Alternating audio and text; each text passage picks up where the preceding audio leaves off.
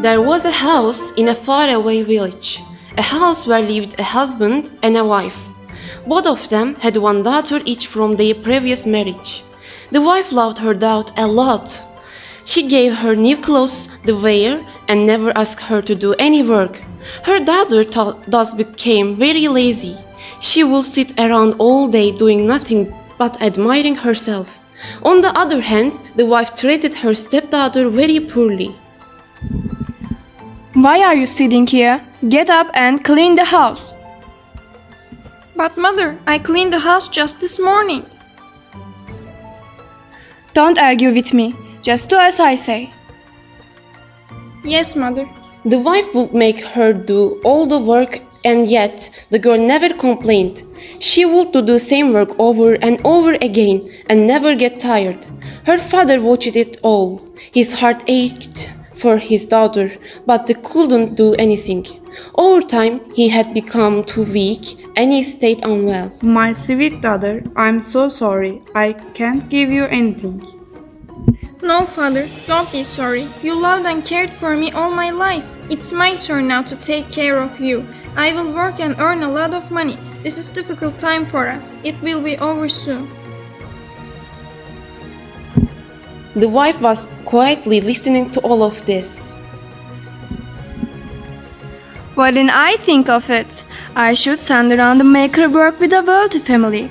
I will send her away to earn money, and whatever she earns will be mine.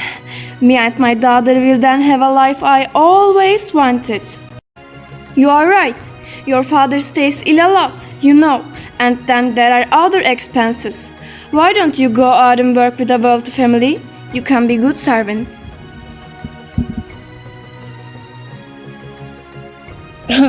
How are you? Why don't you send your daughter instead? Oh, I would, but you know that she is always worried about her pretty hands or her tiny feet. She will lose her beauty if she works. Besides, your daughter isn't that beautiful anyway. Letting her off to the work won't do any harm. It's decided then, tomorrow morning, you will leave to look for work with a wealthy family.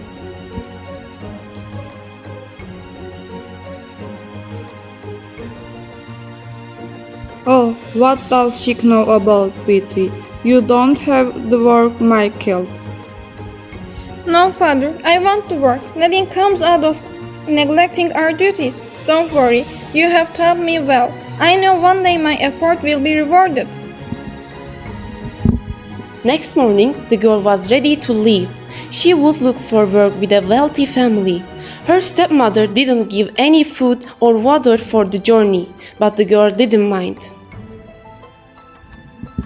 Take good care of yourself, Michael, and remember, never say no to anyone asking for help.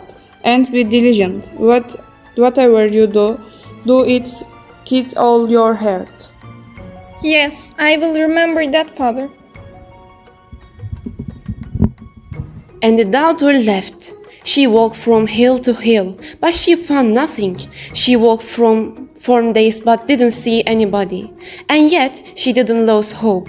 She remembered what her father had said. Never say no to anyone asking for help. And be diligent. Whatever you do it with all your heart. Right now, I have to focus on finding work. That's what I have to do, and I will do it with my whole heart. No matter how long it takes, I will not give up. A little ahead, she came across a talking tree. It was completely dried up. Hello, girl. You seem to be going somewhere. Will you help me in getting rid of my dry branches? I will do you good in return. Oh, of course. The girl then climbed up and broke all the dry branches with her hands. She didn't stop till the tree was completely clean of dry twigs and ready to grow new leaves and fruits. The tree thanked her and the girl walked ahead. A little further, she found a dying vine. Just beside the cinemas, a strange-looking spade. The vine spoke to the girl. Hello, will you plow me my roots? I will do you good in turn.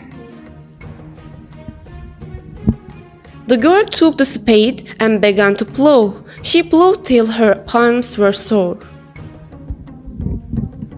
Oh, your hands must hurt.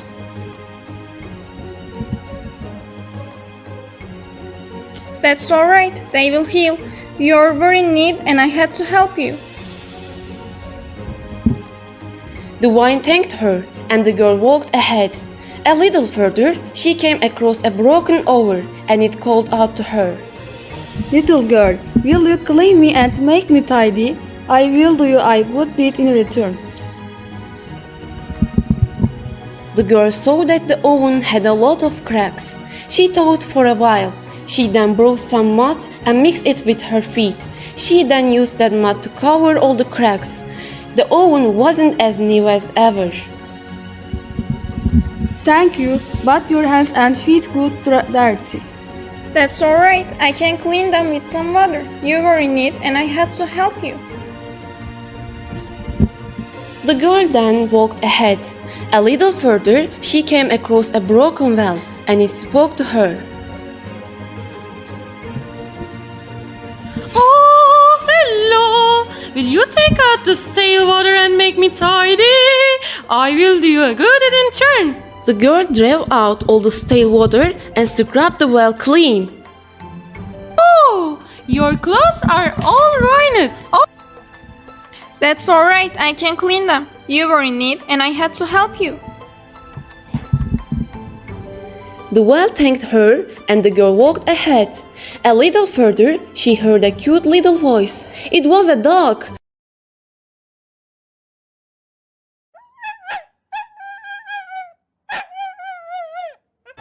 The dog was muddy and had long hair. Will you trim my hair and give me a bit driver? I will do you a good deed in return. And the girl did the same. The dog now looked happy and healthy. She thanked the girl. The girl washed herself at the river and walked ahead. Soon it grew dark. She came across a house. There lived 7 fairies. Sorry to disturb you, but it's dark outside. Can I stay here for the night? Where are you going? I'm looking for some work.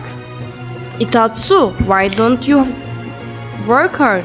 There are 7 rooms you will have to clean, all the 6 rooms every day. But remember, never enter the 7th room. Do you agree? Oh, I'm so grateful. Thank you. I will do as you say. And so the girl did. She woke up every day and cleaned all the 6 rooms. She never looked at the 7th room. A year passed and the girl had earned enough money. She wished to return to her ailing father. Before you leave, tell us, why weren't you curious about the 7th room? My father taught me to always follow my duty. For as long as I worked here, my duty was to obey you. We are pleased with your honesty, child. Your diligence has important us. Come with me, it's time for your rewards. The fairies took the girl to the 7th room. There inside there were heaps of gold and silver coins. Go and roll over those coins. Whatever sticks to you is yours. The girl did as asked.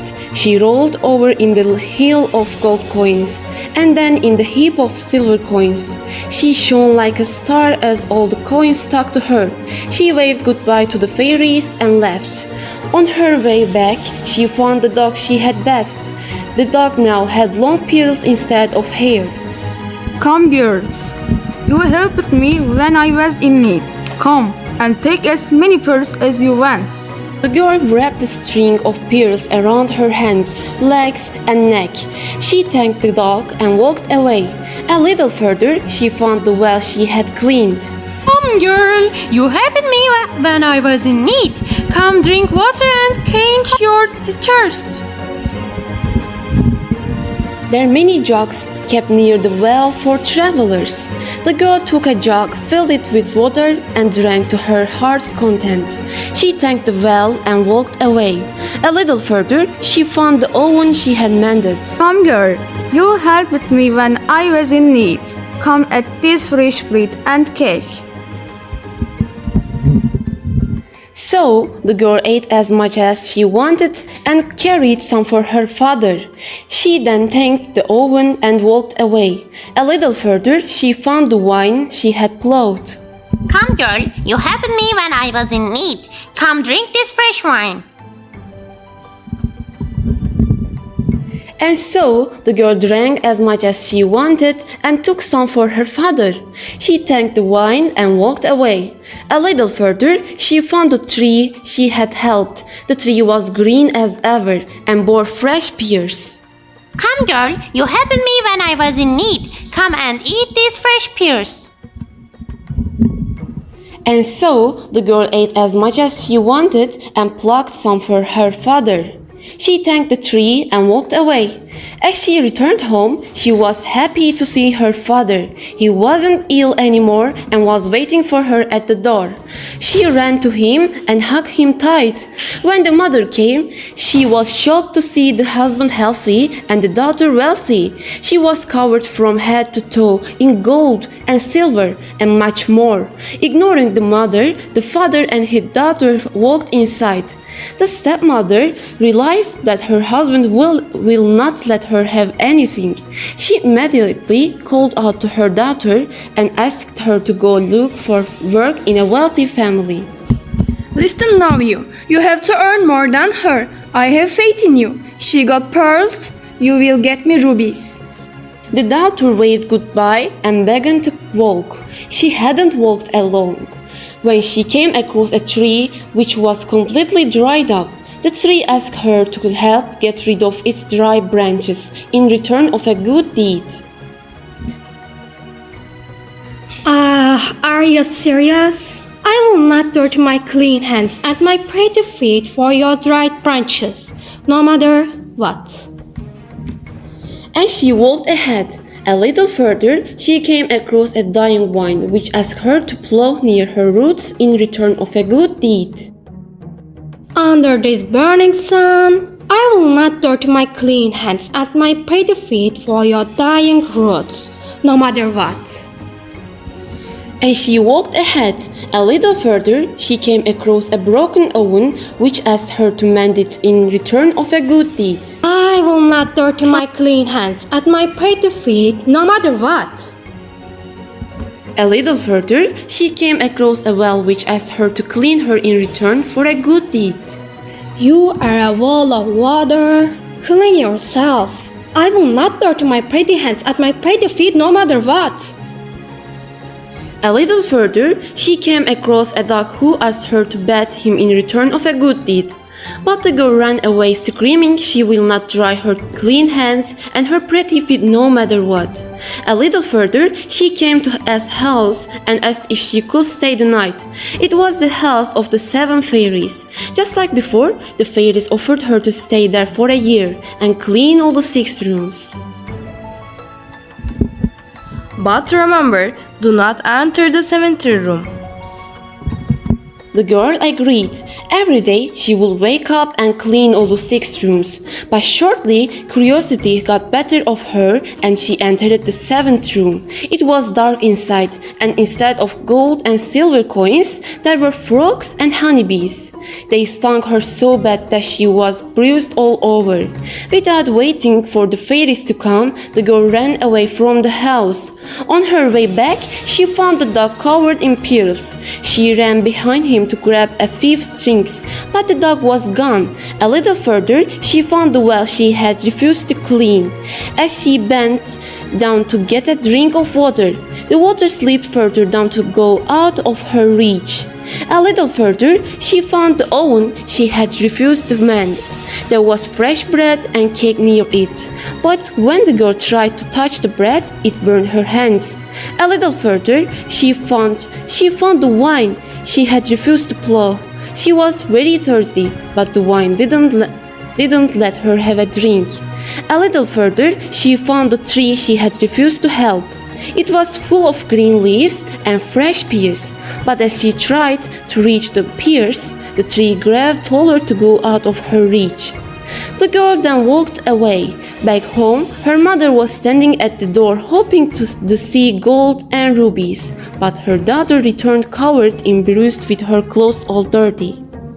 You see now, laziness doesn't pay you anything. Only a humble and hasn't heart will be rewarded.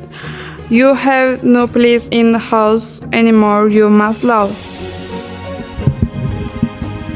The wife and the daughter left the house. The father and his diligent daughter then lived happily ever after.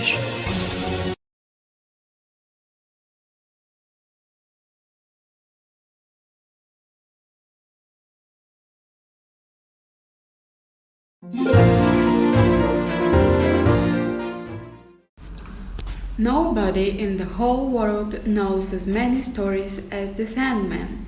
You too will probably have heard many stories about him. He comes to all the sweet little children when they are asleep and makes sure they have the most wonderful adventures in their dreams. He does this by turning his magic umbrella above your head. But if you have been naughty, Sandman turns his other umbrella around. This one has nothing on it, and you don't dream all night. It feels strange when you wake up in the morning. Every day, Sandman also goes to see a little boy. This little boy is called Hjalmar. Every day, the Sandman tells a different story to Hjalmar. On the first day, it was a Monday, the Sandman transforms Hjalmar's bedroom into a beautiful garden with the most beautiful trees and plants. While Hjalmar is enjoying all this, a beep comes from his desk drawer. There is his notebook, but all the letters are crooked. The Sandman teaches the letters to stand up straight. But when Hjalmar wakes up the next morning, they are unfortunately just as crooked as before. On Tuesday evening, the Sandman lifts Hjalmar into the large painting hanging on the wall. He listens to the birds singing, looks at the castles and waves to the princesses. It's as if he has landed in a fairy tale. Hjalmar wakes up in the morning feeling satisfied. On the third night, it is raining very hard outside. When the Sandman opens the windows, the water is up to the windowsill. So he takes Hjalmar with him on a big boat. They sail across the rough sea and Hjalmar is amazed. At one point, a stork lands on the boat. "Can I come along for a ride? My wings are so tired," says the animal. He is put with the ducks, geese and chickens and starts telling stories about Africa. The other animals don't understand him and laugh at him. Hjalmar feels sorry for him and releases the stork. He then wakes up in his own bed and thinks back to the beautiful things he has seen. On Thursday night, Hjalmar has a very special adventure planned by Sandman. He gets to attend the wedding of two little mice. The Sandman shrinks Hjalmar so he fits into the little mouse hole.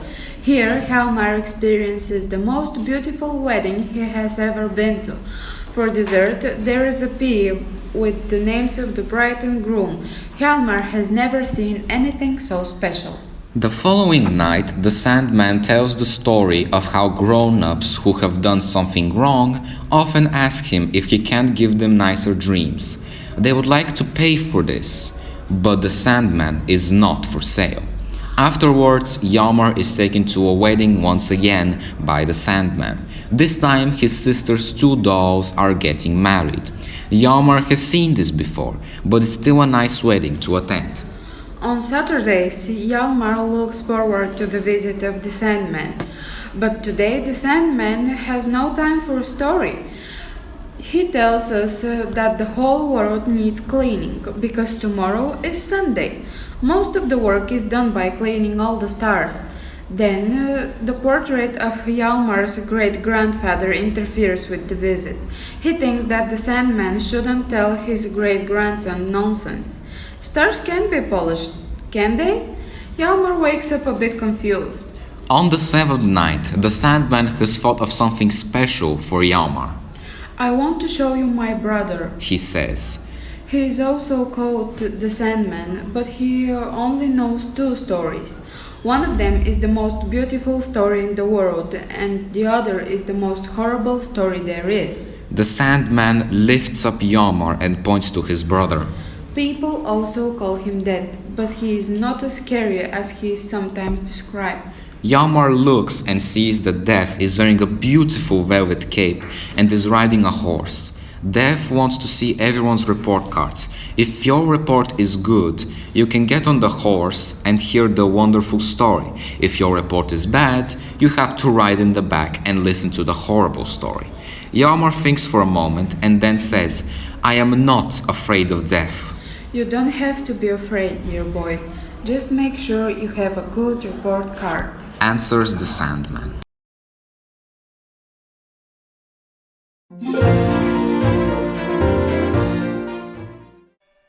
Once upon a time there was a sweet little girl. She was loved by everyone, most of all her grandmother. So one day she gave her a red velvet hat. The girl always wore the hat, and since then she has been called Little Red Riding Hood. One day her grandmother was ill, so Little Red Riding Hood went to bring juice and biscuits. That would surely make her feel better. Her mother told her not to go off the path and to be careful. She also had to be polite and say goodbye to grandmother. Little Red Riding Hood promised to do so and went on her way. Grandmother lived deep in the forest, more than half an hour walk from the village. In the forest, Little Red Riding Hood met the wolf. She did not know he was dangerous, so she was not afraid at all. Good morning, Little Red Riding Hood, the wolf said. I'm going to bring Grandma juice and biscuits because she is sick, said Little Red Riding Hood. Where does your grandmother live? The wolf then asked. Less than half an hour further into the forest, in the cottage under the 3 big oaks, said Little Red Riding Hood. The wolf meanwhile was thinking of something else entirely. That Little Red Riding Hood was a nice tender morsel and would probably taste even better than the tall grandmother. If he was smart, he could eat them both. So the wolf came along and said, Look at these beautiful flowers. Don't you want to look around for a bit? Little Red Riding Hood wanted to pick a beautiful bouquet for grandmother. It was still early, so she had plenty of time, and so she left the path and wandered deeper and deeper into the forest. Meanwhile, the wolf walked straight to grandmother's house and knocked on the door. Who is there? Little Red Riding Hood with juice and biscuits. Open up. Come in, I can get up, said grandmother. When the wolf was inside, he jumped onto the bed and ate her up in a moment. Then he put on her nightgown, put on her nightcap, and got into bed with the curtains closed. When Little Red Riding Hood arrived at the cottage with her arms full of flowers, she was surprised to find the door open. Inside, everything seemed so strange. She became afraid, but did not know why. Good morning, Little Red Riding Hood said, but no one answered. Then she opened the curtains. In the bed lay grandmother, but she looked so strange with her sleeping cap over her face. Oh, grandmother, she said. What big ears you have! The better to hear you with, my child, was the reply. But, grandmother, what big eyes you have, she said.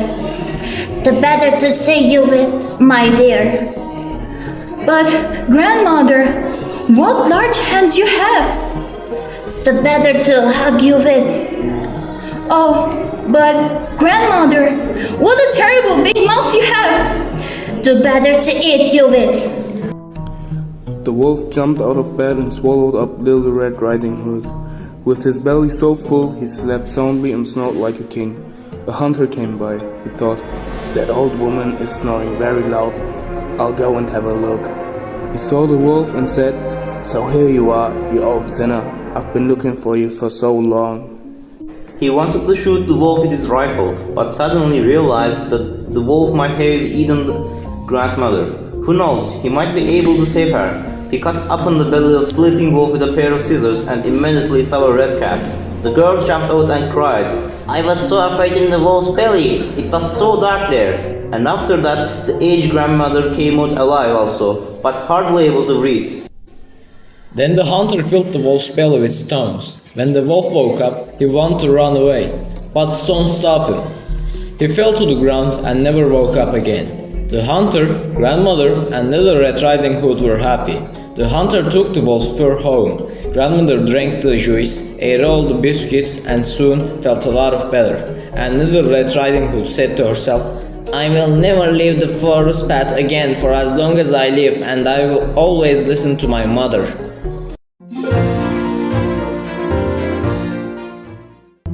Once upon a time, there was a tailor with 3 sons. They weren't rich. One day the tailor thought it was high time. The boys left home to learn a trade, so he sent all 3 of them away.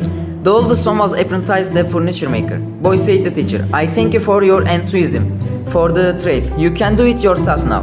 As a parting gift, he was given a small wooden table. When you call out, table deck yourself, the table will deck itself with the most delicious food. The son was very happy now. Now his father would never have to worry about food again. On the way home, the boy passed an inn. You can sleep here, said the innkeeper. But there is no food, don't bother, said the boy. He set the table down and said, Table deck yourself. On the little table, the most delicious meals ever. The innkeeper couldn't believe his ease. Night fell and the boy went to sleep. The next day, he brought the table to his father. His father was happy that he had learned a trade. But the wonder table had his greatest attention. Table deck yourself, said the son. But nothing happened.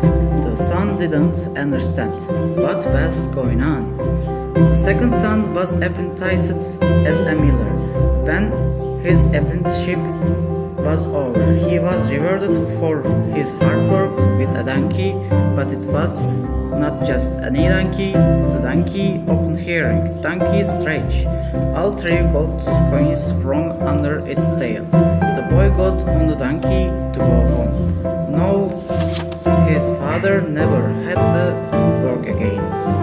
On the way home, he passed the same inn where his brother had slept. Can I sleep here? He asked the innkeeper. If you have money, always. The innkeeper replied. The son walked over to his donkey and called out bread.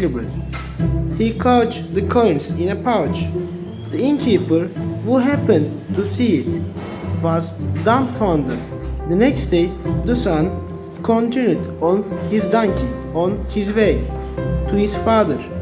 Back home, he couldn't believe that the donkey was no longer giving coins. I don't understand what's going on, he cried desperately. The father shook his head. It's a good thing. At least you learned a good trade. The man said, not quite, knowing what to make of it. He wrote his tired son a letter about the table and the donkey. The third son had been apprenticed as a carpenter. He read the letter to his teacher. The letter said, I think your brothers have been robbed.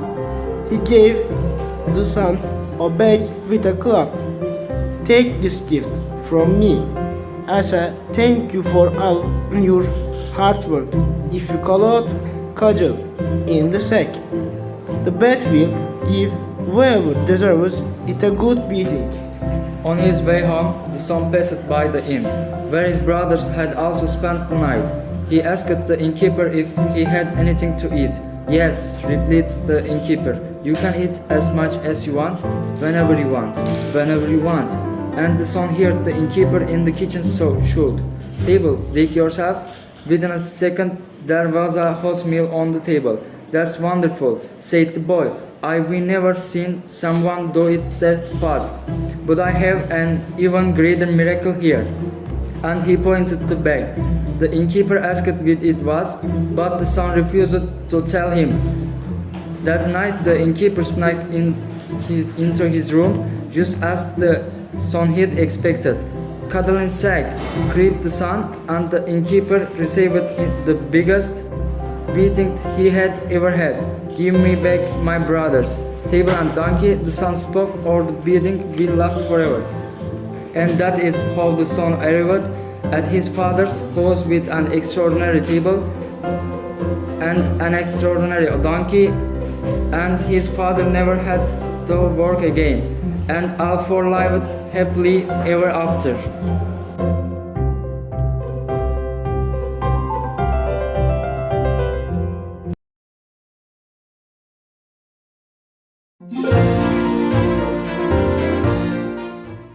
To the rover.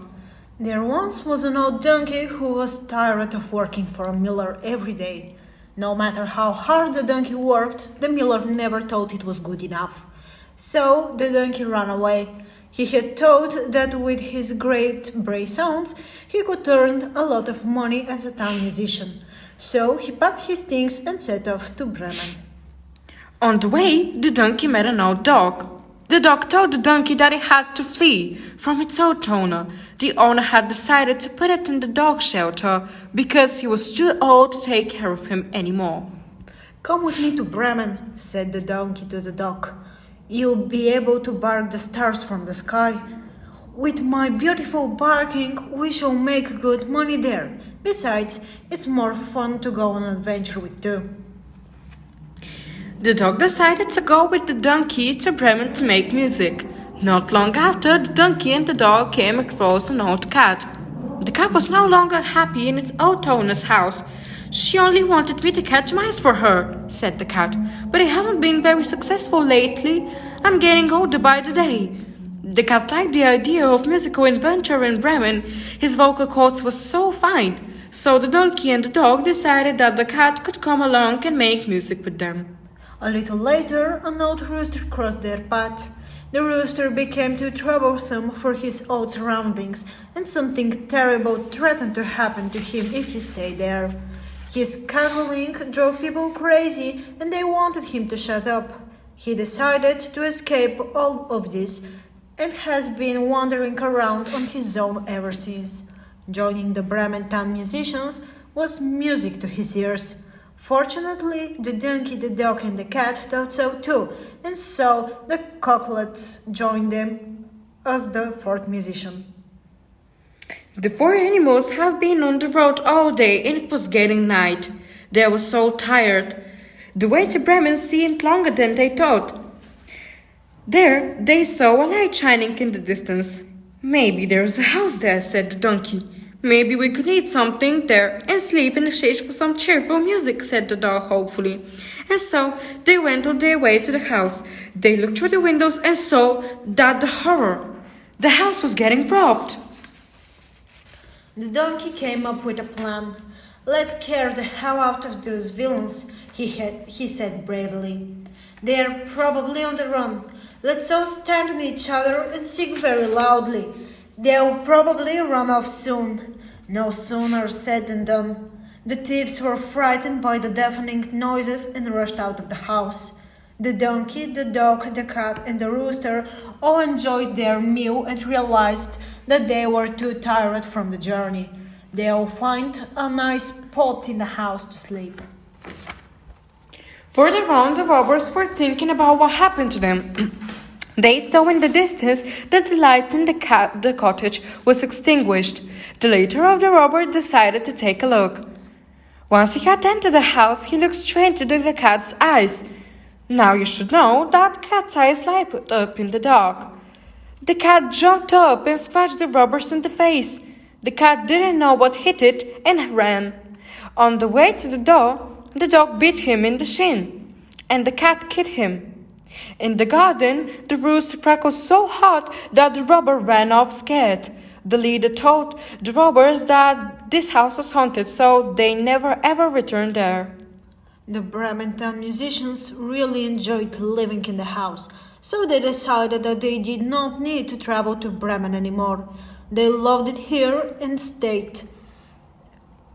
They lived there for many years to come.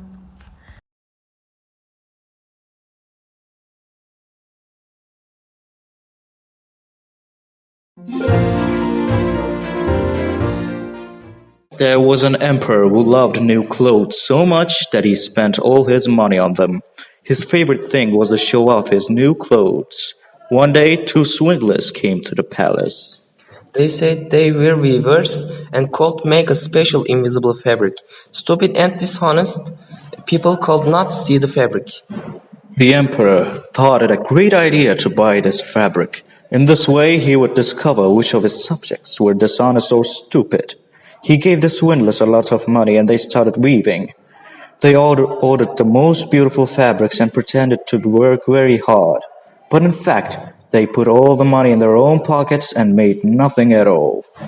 A little later, the emperor was curious to see if the clothes were ready. He was also nervous. Imagine that he himself could not see the new clothes. So he first sent a clever man. When he saw the emblems, he was shocked. Oh no, there was nothing to see. But he said nothing. The swindlers showed him the clothes, but again he saw nothing. He thought, am I so terribly stupid? No one should ever know about this. So he told the emperor the clothes were beautiful. The weavers laughed contentedly. They asked for more money and put it all in their own pockets. Then the emperor sent an honest man, but this man too saw nothing at all. He was sure he was not stupid, so he certainly wasn't honest. Of course, no one was supposed to know that. So he too pretended to be honest and said the clothes were beautiful. Then the emperor went to see for himself. He took a lot of people with him, including the clever man and the honest man. They said, "Look, Your Majesty, how beautiful toys collects are." They thought that the other people could see the clothes. The emperor thought, I can't see anything. I'm a stupid or dishonest. That would be terrible. So he too pretended to see the clothes. All his people didn't see anything either, but said the clothes were beautiful. The next day there was a festive procession. The whole night before, the impostors pretended to work hard in the morning. The emperor had his court went to see them again, and the weavers said, The clothes are as light as cobwebs. It looks as if you aren't wearing anything at all. But that is what makes them so beautiful. Everyone shouted, but no one could see anything because there was nothing to see. The emperor took off his old clothes and put on the new clothes. He could not see anything in the mirror, but everyone shouted, How beautiful those clothes are! Outside, the royal carriage was ready for the procession. Look at my new clothes, said the emperor. Don't they suit me? The chamberlains had to lift the drag and pretended to see the clothes. So began the procession of the emperor in his new clothes. All the people in the street shouted how beautiful the new clothes were, and how long the drag was. No one wanted to show that they could not see anything at all, because that would mean they are stupid or dishonest. But suddenly a small child shouted, The emperor is not wearing anything, and soon the next street-eyed the emperor was naked. All the people shouted the emperor is not wearing anything. When the emperor heard this, he believed that the people were right, but that it would be better if he pretended to be wearing clothes. And so his chamberlains just continued to lift his drag. There was an emperor who loved new clothes so much that he spent all his money on them. His favorite thing was to show off his new clothes. One day, two swindlers